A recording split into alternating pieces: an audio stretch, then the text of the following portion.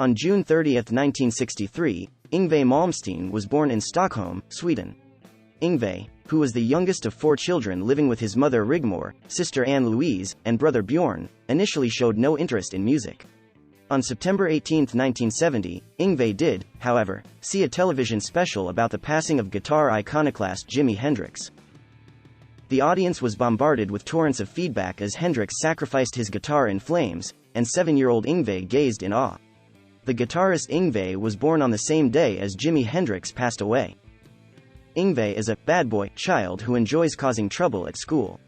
But he adored both art and English. Finally, Yngwie decided to leave school. When his mother realized this, she enrolled him in a music program, but Yngwie Bass decided to hang his mother's new instrument. Additionally, he struggled to master the piano and trumpet. Yngwie immersed himself in the music of groups like Deep Purple and spent countless hours learning to learn their songs, using his keen interest and persistence to first master an old Maserite and then a cheap Stratocaster. Bach, Vivaldi, Beethoven, and Mozart were the inspiration for Ritchie Blackmore's classically inspired playing, which brought him full circle.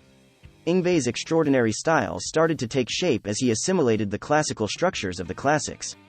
He started putting all of his energy into music around the age of 10. His mother and sister, a gifted flautist, supported and encouraged him since they understood his special musical abilities. His proficiency with the instrument advanced quickly. Early in his adolescence, Yngwie witnessed Russian violinist Gideon Kramer play the extremely challenging 24 Caprices of 19th-century maestro Niccolò Paganini on television.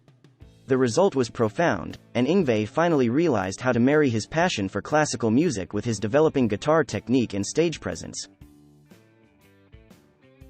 Yngwie's distinctive style had started to develop by the age of 15. When a lute from the 17th century arrived at the guitar repair shop where he formerly worked as a luthier, he was introduced to scalloped necks for the first time. Yngwie tried the technique on one of his better guitars after being inspired to do so after seeing how it worked on an old guitar. The scalloped fretboard was a little trickier to play than a regular neck, but Yngwie's command of the strings was so much better that he adopted it as a permanent modification to his gear right away. Yngwie started playing in a number of bands centered on his explosive guitar style around this period, which featured lengthy instrumental experiments. A demo set of 3 songs that Yngwie and a few friends recorded for Swedish CBS when they were around 18 years old was never released. Yngwie started sending demo tapes to foreign music connections and record labels out of frustration. One such recording ended up in the possession of Shrapnel Music and a contributor to Guitar Player. When Yngwie accepted an invitation to record with the brand new group Steeler, the rest is history. After leaving Steeler, Yngwie joined Alcatraz, a rainbow-inspired band, but it soon became apparent that he would have to go solo in order to maximize his abilities. Rising Force, Yngwie's debut solo album, which is today regarded as the standard for neoclassical rock, peaked at number 60 on the Billboard charts, a remarkable achievement for an album that featured mostly instrumental guitar and received little radio broadcast. Yngwie received a Grammy nomination for Best Rock Instrumental Performance as a result of the album.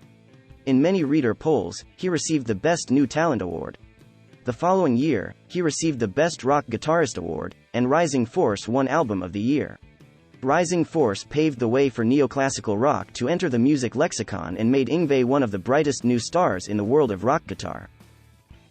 Having cemented his place in guitar history, Yngwie's neoclassical compositions fueled the ears of fans and the aspirations of aspiring guitarists for more than 10 years with such powerhouse classic albums as Marching Out, Trilogy, Odyssey, Trial by Fire, Fire and Ice, The Seventh Sign, Magnum Opus, Inspiration. Yngwie demonstrated in 1997 that he was much more than just a rock sensation. After months of diligent work, Yngwie completed Concerto Suite for electric guitar and orchestra in E-flat minor, Opus 1, his first entirely classical composition. This groundbreaking recording was produced in Prague by renowned symphonic conductor Joel Levi and the esteemed Czech Philharmonic Orchestra.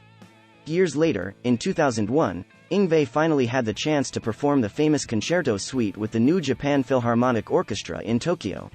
In January 2002, the DVD, CD, VHS bundle of this historic concert was made available as Yngwie's first release of the year. When Yngwie is at the top of his career, everything goes wrong. After a catastrophic collision with his Jaguar, Yngwie suffered a blood clot on his brain and lost the use of his left and right arms. Yngwie was in a coma for up to a week as well. On June 22, 1987, the day before he was to turn 24, this incident occurred. Realizing that, when playing the guitar, his hand is his most prized possession. He then took the treatment for the wound seriously. When Yngwie joined the renowned G3 tour in 2003, it was a roster that many guitar enthusiasts considered to be the ideal concoction: Satriani, Vai, Malmsteen. The tour's CD and DVD were immediate favorites and top sellers all year long. After the G3 tour was over, Yngwie began touring once more in promotion of his album Attack. Yngwie produced a critically lauded new album titled Unleash the Fury in 2004 while taking the most of the year to unwind, revitalize his creativity, and work in his studio at his leisure. The album, which included some of his best playing and composition in years, received raving reviews from both critics and fans. Yngwie Malmsteen, the neon-classical king, is back to unleash the fury with another bag of alchemy-fueled masterpieces. Unleash the Fury is, in general, a welcome return to form to provide the goods. Customers praised the new album with 5-star reviews on CD Universe and Amazon.com, saying, "Yngwie is the original, don't settle for cheap imitations." And, "Shredders are having a terrific year." The Unleash the Fury World Tour began in Ireland in the summer of 2005 and traveled around the world, breaking new ground for success. By selling out the storied Hammersmith Apollo Theatre in London, playing to rapt capacity crowds throughout the UK, and gaining legions of new fans from Paris to Vienna to Madrid, Malmsteen and his Rising Force lineup demonstrated that they were back with a fury. The Unleash the Fury tour became one of the year's biggest events thanks to devoted American fans. Yngwie's career revival was fully underway by 2006, when he toured the United States again, then Asia, Australia, and Finland. By the end of the year, he ignited fans like never before. He did this by attending the annual NAMM Music Industry Convention to promote his new strings endorsement with Dean Markley. Staying in good shape has a significant amount to do with it. I am reaping the advantages this year. In that same year, Fender made minor yet significant alterations to the neck of the Yngwie signature Malmsteen model Strat. Fender controls everything. They treat me so well, and I'm very grateful and proud to be working with them. Yngwie spent the majority of 2007 working on his upcoming rock album before taking a break in December to perform in South America and Mexico for fans who hadn't seen him in their nation in years. On his subsequent album, Yngwie kept progressing slowly. Additionally, work on Fender's limited edition Malmsteen replica of Yngwie's renowned and valued 1972 Strat, the Duck, continued. To verify the replica's meticulous authenticity, Fender custom shop specialists traveled to Miami to measure and photograph every component of the original instrument. Tim "Ripper" Owens, a former member of The Priest, joined the group's new lineup as they performed concert dates in Germany, gave Fender clinics, and then hit the summer festival circuit in Europe, beginning with Graspop in Belgium and concluding in Finland, before performing clinics and concerts in the UK.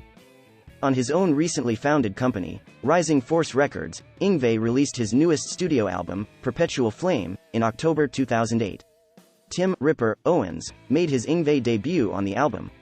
The Fender Custom Shop debuted the new Yngwie Malmsteen Tribute Series Stratocaster guitar, a replica of Malmsteen's famous Duck, also known as the Play Loud instrument, to coincide with the celebrations around his first album in a number of years. The momentum of Perpetual Flame continued into the new year as the tour in support of the album got underway with a full itinerary of concerts beginning in the US. Recognition of Yngwie's significance in musical history kept spreading. Near the end of the year, Yngwie and his management business decided to start releasing rare archival performance video after he was named one of the 10 greatest electric guitar players in Time magazine. The first was Yngwie in Korea, which was recorded in Seoul, South Korea, during his War to End All Wars tour in 2001. And Yngwie claims that's just the of what's to come.